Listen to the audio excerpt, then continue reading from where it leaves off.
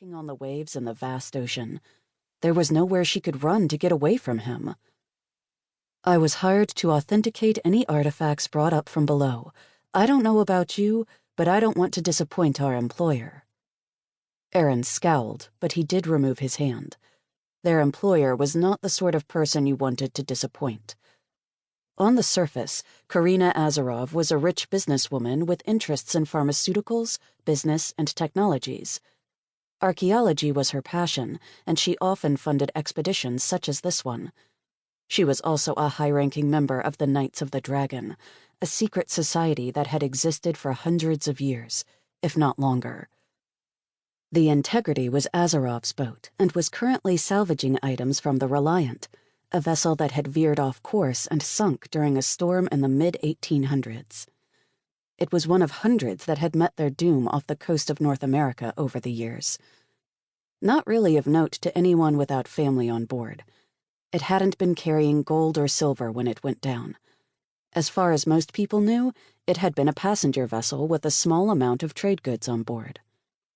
Only a handful of people knew the ship had been carrying artifacts belonging to the Knights of the Dragon. Members of the secret society had spent millions of dollars and many years chasing the wreckage, but they'd only recently discovered what they hoped were the ship's remains. Aaron finally took a step back. The ROV has located something interesting. The team is getting ready to retrieve it and bring it on board. Sam nodded, but said nothing.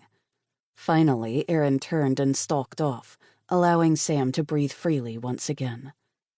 The ROV, or remotely operated vehicle, was a godsend in recovery efforts like this. It allowed them to go deeper than a diver could go and to stay down longer. It could also retrieve small or light items.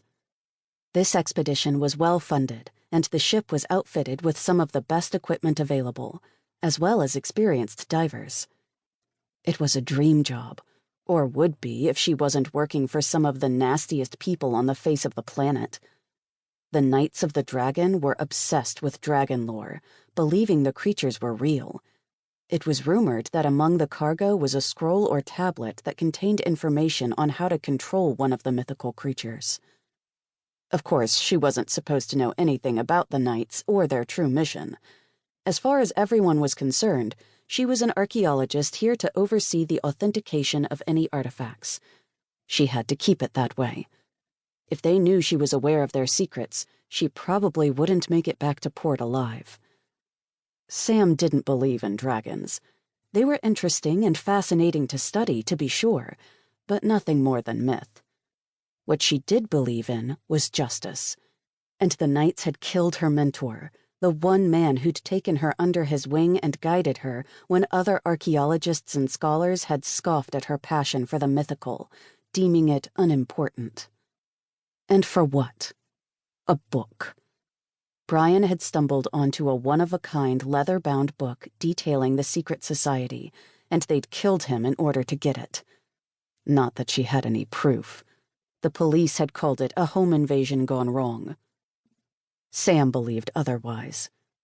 After Brian's funeral, she was approached by a rare book dealer, Gervais Rames. He'd claimed to know Brian and had told her a crazy story about the Knights and a rival group he claimed to belong to, the Dragon Guard, whose mission was to oppose the Knights and protect dragons. She'd ignored him at first, but unable to let Brian's death go unsolved, she learned more from Gervais, and her search for answers had led her to this job. She shivered, suddenly colder than she'd been only seconds before.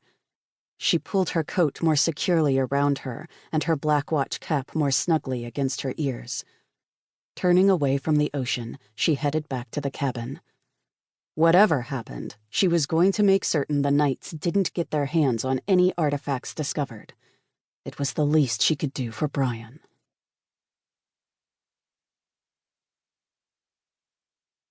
Karina Azarov picked up her silver teaspoon and tapped the expensive silverware against the edge of her crystal wineglass. The murmur of voices lessened and finally stopped. She stared down the table at the dozen other people who had been invited to this meeting. This was the inner circle of the Knights of the Dragon. Some of them, like her nemesis. To keep listening to this audiobook, I've left you a link in the description so you can do it, at no cost thanks to Audible's 30-day free trial.